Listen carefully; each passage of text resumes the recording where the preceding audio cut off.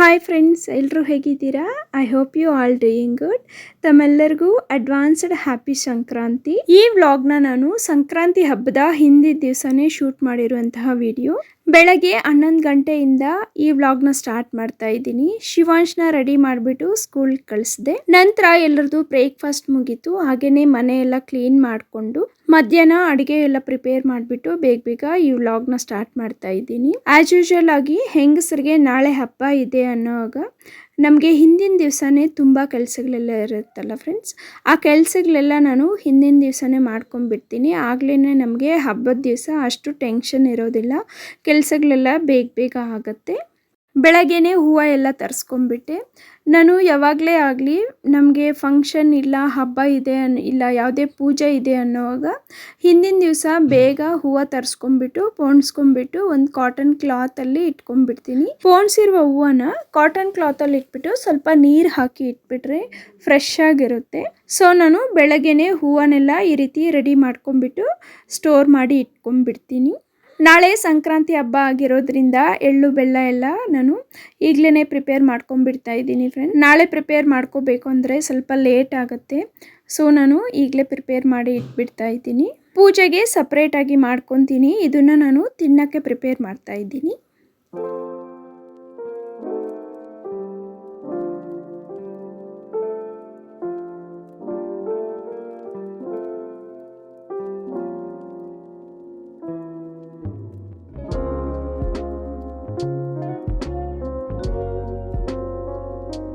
ಎಳ್ಳನ್ನು stove off ಮಾಡಿಬಿಟ್ಟು ಸ್ವಲ್ಪ ಹೀಟ್ ಇರುತ್ತಲ್ಲ ಫ್ರೆಂಡ್ಸ್, ಪ್ಯಾನು ಅದರಲ್ಲಿ ಹಾಕಿ ಸ್ವಲ್ಪ ನಾವು ಈ ರೀತಿ ಮಿಕ್ಸ್ ಮಾಡ್ದಂಗೆ ಹುರ್ಕೊಂಡ್ರೆ ಸಾಕು. ಸ್ಟವ್ನ ಅಂಟಿಸ್ಬಿಟ್ಟು ಹುರಿಬೇಕಾದ ಅವಶ್ಯಕತೆ ಇಲ್ಲ. ಒಣಕೊಬ್ಬರಿ ಫ್ರೆಶ್ ಆಗಿರೋದನ್ನು ತಗೊಳ್ಳಿ. ಆಗ್ತಾನೆ ಕಾಯಿಂದ ಒಡೆದಿರುವಂತಹ ಒಣಕೊಬ್ಬರಿ ತಗೊಂಡ್ರೆ ಸ್ವಲ್ಪ ಸಾಫ್ಟ್ ಆಗಿರುತ್ತೆ, ಎಣ್ಣೆನೂ ಜಾಸ್ತಿ ಇರುತ್ತೆ, ತಿನ್ನೋಕ್ಕೆ ಟೇಸ್ಟ್ ಆಗಿರುತ್ತೆ. ಮಕ್ಕಳು ಸಹನೂ ತುಂಬ ಇಷ್ಟಪಟ್ಟು ತಿಂತಾರೆ. ಈ ರೀತಿ ಇರಬೇಕು ಫ್ರೆಂಡ್ಸ್. ಕಲರ್ ಸಹನೂ ಸ್ವಲ್ಪ ಸಾಫ್ಟಾಗಿ ನೋಡಿ ಎಷ್ಟು ನೀಟಾಗಿ ಕಟ್ ಮಾಡೋಕ್ಕಾಗ್ತಾ ಇದೆಯೋ. ಈ ಥರ ಒಣಕೊಬ್ಬರಿನ ತಗೊಂಡ್ರೆ ಎಳ್ಳು ಬೆಳೆದಲ್ಲಿ ತಿನ್ನೋಕ್ಕೆ ತುಂಬ ಚೆನ್ನಾಗಿರುತ್ತೆ.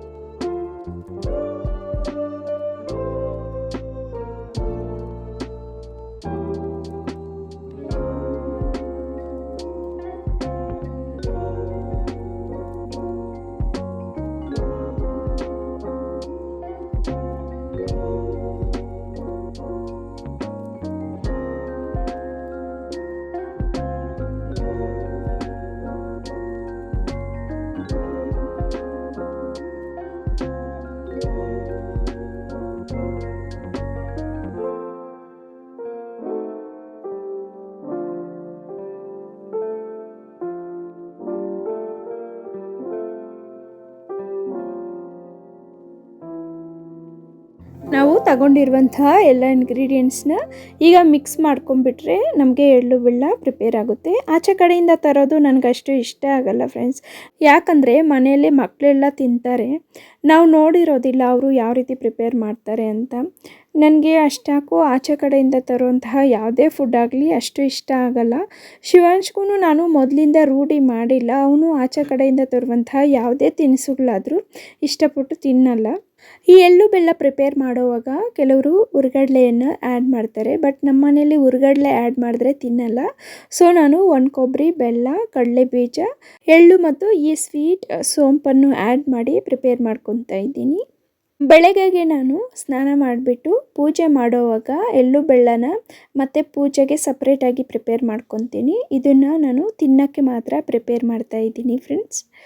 ತುಂಬ ಟೇಸ್ಟಾಗಿರುತ್ತೆ. ಮನೆಯಲ್ಲಿ ಈ ಥರ ಒಂದ್ಸಲ ಟ್ರೈ ಮಾಡಿ. ನಾವು ಹಬ್ಬಕ್ಕಂತಲೇ ಅಲ್ಲ, ಆಗಾಗ ಈ ರೀತಿ ಪ್ರಿಪೇರ್ ಮಾಡಿಬಿಟ್ಟು ದಿನಕ್ಕೊಂದು ಸ್ಪೂನ್ ತಿಂದರೂ ಸಹ ತುಂಬ ಆರೋಗ್ಯ. ನಾಳೆಗೆ ಎಳ್ಳು ಬೆಲ್ಲ ಎಲ್ಲ ಪ್ರಿಪೇರ್ ಮಾಡಿ ಇಟ್ಟೆ. ಈವ್ನಿಂಗ್ 3 ಗಂಟೆ ಆಗಿತ್ತು. ಆಗ ಅತ್ತೆ ಎಲ್ಲ ಅವರೆಕಾಳು ಮತ್ತು ಕಡಲೆಕಾಯಿನ ಹಾಕ್ತಾಯಿದ್ದಾರೆ ಕುಕ್ಕರ್ಗೆ. ನಾವು ಬೇರೆ ದಿನದಲ್ಲಿ ಈ ಅವರೆಕಾಳು ಮತ್ತು ಕಡಲೆಕಾಯಿನ ಬೇಯಿಸಿ ತಿಂದರೆ ಆ ಟೇಸ್ಟ್ಗಿಂತನೂ ಹಬ್ಬದ ದಿವಸ ತುಂಬ ಟೇಸ್ಟಾಗಿರುತ್ತೆ. ಈ ಎಕ್ಸ್ಪೀರಿಯೆನ್ಸ್ ನಿಮಗೂ ಆಗಿರಬೇಕಲ್ಲ ಫ್ರೆಂಡ್ಸ್. ನಮ್ಮ ಮನೆಯಲ್ಲಿ ಶಿವಾಂಶ್ ಅಂತೂ ಬೇರೆ ದಿವಸ ಈ ರೀತಿ ನಾವು ಬೇಯಿಸಿದ್ರೆ ತಿನ್ನಲ್ಲ. ಅವನು ಹಬ್ಬದ ದಿವಸ ಅಂತ ಇಷ್ಟಪಟ್ಟು ತಿಂತಾನೆ. ಅತ್ತೆ ಅವರೆಕಾಯೆಲ್ಲ ಬೇಯೋಕ್ಕೆ ಸ್ಟವ್ ಮೇಲೆ ಇಟ್ಬಿಟ್ಟೋದ್ರು. ಅಷ್ಟರಲ್ಲಿ ನಾನು ದೋಸೆಗೆ ನೆನೆಸಿದ್ದೆ ಬೆಳಗ್ಗೆನೇ, ಅದನ್ನೆಲ್ಲ ರುಬ್ಕೊಂಡ್ಬಿಟ್ಟೆ.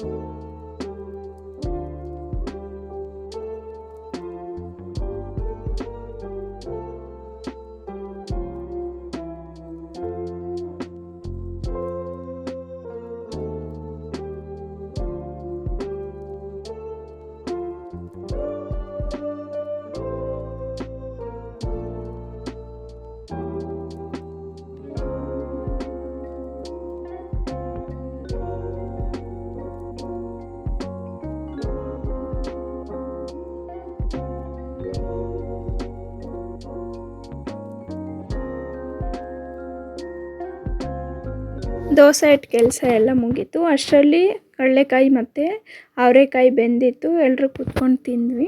ತಿನ್ನೋದೇ ಆಗಲಿ, ಆಟ ಆಡೋದೇ ಆಗಲಿ, ಶಿವಾಂಶ್ ಜೊತೆ ಇದ್ದು ತಿಂದರೆ ನನಗೆ ಒಂಥರ ಸಮಾಧಾನ. ಅವನು ಏನೋ ಒಂದು ಹೇಳ್ತಾನೆ ಇರ್ತಾನೆ, ಜೋಕುಗಳು ಮಾಡ್ತಾನೆ ಇರ್ತಾನೆ. ಸೊ ನನಗೆ ಅವನ ಜೊತೆ ಟೈಮ್ ಸ್ಪೆಂಡ್ ಮಾಡಬೇಕಂದ್ರೆ ತುಂಬ ಇಷ್ಟ. ಯಾಕಂದರೆ ನಮಗೆ ಏಜ್ ಆದಮೇಲೆ ಅವರು ನಮ್ಮ ಜೊತೆ ಟೈಮ್ ಸ್ಪೆಂಡ್ ಮಾಡೋಕ್ಕೆ ಖಂಡಿತ ಇಷ್ಟಪಡಲ್ಲ ಫ್ರೆಂಡ್ಸ್. ಅವ್ರು ನಮಗೆ ಕೈಗೆ ಸಿಕ್ಕಾಗಲೇ ನಾವು ಅವ್ರ ಜೊತೆ ಆದಷ್ಟು ಟೈಮ್ ಸ್ಪೆಂಡ್ ಮಾಡಬೇಕು. ಶಿವಾಂಶ್ ಏನಿಲ್ಲ ಫ್ರೆಂಡ್ಸ್, ಡೈರೆಕ್ಟಾಗೆ ಹೇಳಿಬಿಡ್ತಾನೆ, ನಿಮಗೆ ಏಜ್ ಆದಾಗ ನಾನು ಇದೇ ಥರ ಫೋನ್ ಇಟ್ಕೊಂಡಿರ್ತೀನಿ, ನೀವೇನೇ ಮಾತಾಡಿದ್ರೂ ನಾನು ರೆಸ್ಪಾಂಡ್ ಆಗೋಲ್ಲ, ಆಗ ನಿಮ್ಗೆ ಅರ್ಥ ಆಗುತ್ತೆ ಅಂತ. ಆ ಮಾತಿಗಾದರೂ ನಾವು ಕರಗೋಗ್ಬೇಕು, ಹಂಗೆ ಅವನ ಜೊತೆ ಮಿಂಗಲ್ ಆಗಬೇಕು, ಆಟ ಆಡಬೇಕು ಅನಿಸ್ಬೇಕು, ಅಷ್ಟು ಚೆನ್ನಾಗಿ ಹೇಳ್ತಾನೆ.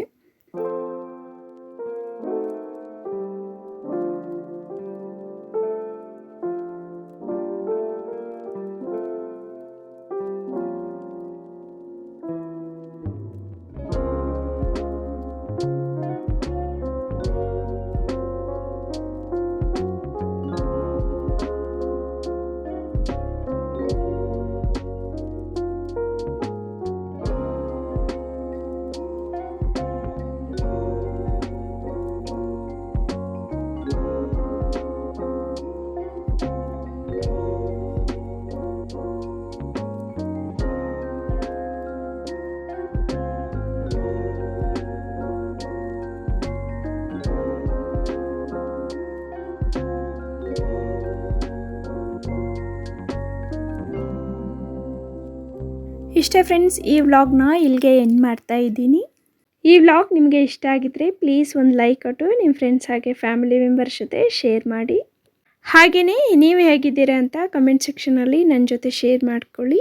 ಮತ್ತೊಂದು ಬ್ಯೂಟಿಫುಲ್ ವ್ಲಾಗ್ ಜೊತೆ ಮತ್ತೆ ಮೀಟ್ ಆಗೋಣ. ಅಲ್ಲಿವರೆಗೂ always keep smiling, stay healthy and stay happy. Thank you for watching and have a great day.